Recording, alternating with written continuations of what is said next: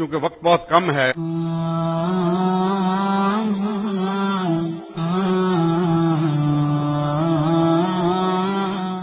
سب لوگ بہت انتظار کر چکے ہوں گے. ہمارے اندر بزنس مین بیٹھے ہوئے ہیں. پاکستان کو ایک نئے نظام کی ضرورت ہے, صرف پاکستان کو نہیں, کیونکہ ہمارا اسلام جو ہے وہ صرف مسلمانوں کے لیے نہیں ہے. اٹس ناٹ مسلم اسپیسیفک, یہ ہیومینٹی کے لیے ہے. ورنہ ہمارا رب رب العالمین کیوں کہلائے؟ اور ہمارے نبی کریم کو اللہ نے خود لقب دیا کہ نبی تم رحمت للعالمین ہو.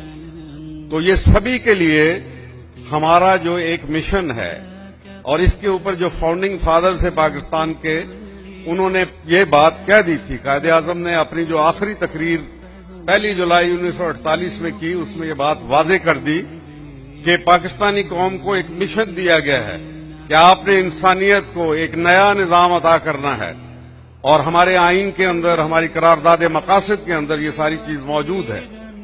ابھی میں تقی عثمانی صاحب سے بات کر رہا تھا, وہ جسٹس بھی رہ چکے ہیں سپریم کورٹ کے. آپ نے پتہ نہیں کسی نے ان کا جسٹس سے بات نہیں, خطاب نہیں, مخاطب نہیں کیا.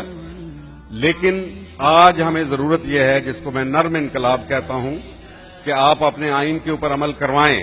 آئین میں سب آپ کو نظر آتا ہے, لیکن ہمارا حاکم اعلیٰ اللہ ہے, اور اگر آپ اللہ کی حاکمیت کو قبول کر لیں گے, جو آئینی طور پہ آپ کا فرض ہے کہ آپ کو قبول کرنی چاہیے, تو پھر اللہ کا آئین, اللہ کا قانون وہ قرآن کے اندر آ چکا. اور نبی کریم صلی اللہ علیہ وسلم نے جس دن کہا کہ آج کے دن اے لوگو تمہارا دین تم پہ مکمل ہوا, وہ بات وہاں ختم ہو گئی.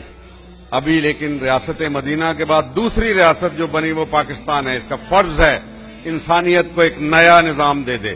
پاکستان کا آئین واحد آئین ہے دنیا کے اندر جو کہتا ہے کہ انسانیت کی فلاح بہبود, اس کے امن اور اس کی خوشحالی کے لیے, اس کی خوشی کے لیے آپ نے کام کرنا ہے. کتنی بڑی بات ہے. کسی دنیا کا آئین یہ نہیں کہتا.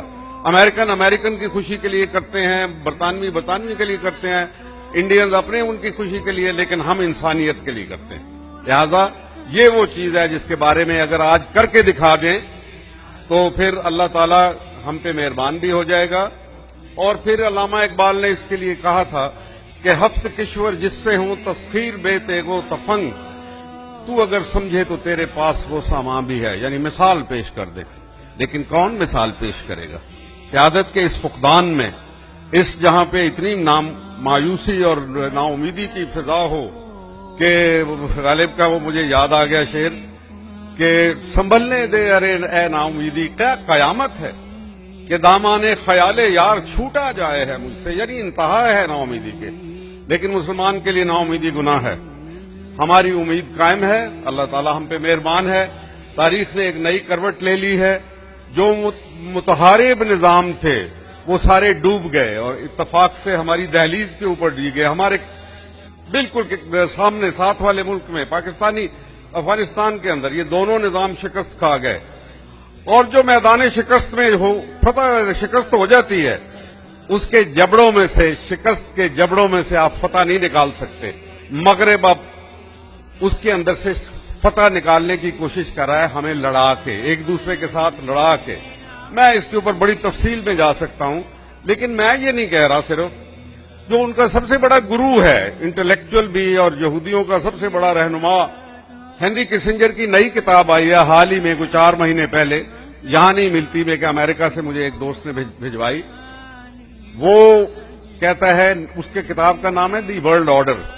اب وہ کہتا ہے اسلام کو اور کنفیوشس چائنا کے لیے کہتے ہیں نا کہ اس کی سویلائزیشن کو شامل کیے بغیر تمہارا نیا ورلڈ آرڈر تعمیر ہی نہیں ہو سکتا. یہ ورلڈ آرڈر نہیں ہے, یہ ڈس آرڈر ہے. وہ کہہ رہا ہے کہ یہ ڈس آرڈر ہے, اور ہم دیکھ رہے ہیں, اس کی نشانیاں دیکھ رہے ہیں. لہذا پاکستان کا وقت آ گیا. ابھی کسی کو نا امید نہیں ہونا چاہیے, بالکل مایوس نہ ہوں. اگر ہم اس وقت شکار ہو رہے ہیں, ہر طرف سے تیر و تفنگ ہمارے پہ چلائے جا رہے ہیں, تو اس کا یہ مطلب ہے کہ ہم کامیاب ہو رہے ہیں, کیونکہ ہمارا وقت آ گیا ہے. اور جس کا وقت آ جائے, وہ کہتے ہیں کہ nothing is stronger than the idea whose time has come. ہر زمان و مکان ایک خیال کے تحت چلتی ہے, ایک خیال جو برتر نظریہ ہوتا ہے کسی زمانے کا. آج دنیا میں کوئی برتر نظریہ نہیں ہے.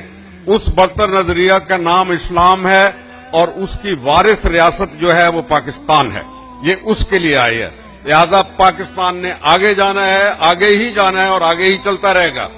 پاکستانی نوجوانوں کے لیے جو یہاں بیٹھے ہوئے ہیں اور جو سن رہے ہیں، میں یہ آپ کو خوشخبری دینا چاہتا ہوں کہ اللہ تعالیٰ نے آپ کو قیادت کے لیے چن لیا ہے، لیکن آپ کو اپنے اندر کو، ضمیر کو صاف کرنا پڑے گا. آپ کو اپنا کردار سازی کرنی پڑے گی.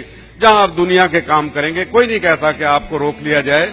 آپ ڈائنامزم دکھائیں، اپنی ترقی کریں، بڑھیں، آگے کمائیں، روزگار پیدا کریں، بہت سی خواہشیں پالیں، کوئی حرج نہیں اس کے اندر، بے شمار خواہشیں.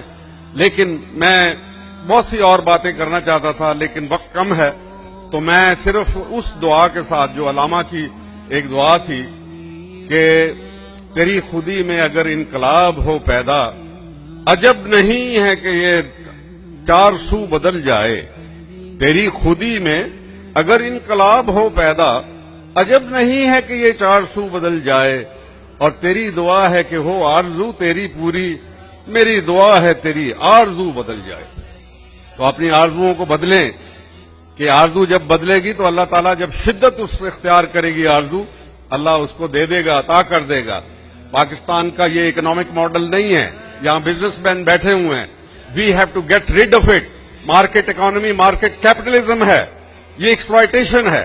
ہمیں اس کو فارغ کرنا ہے.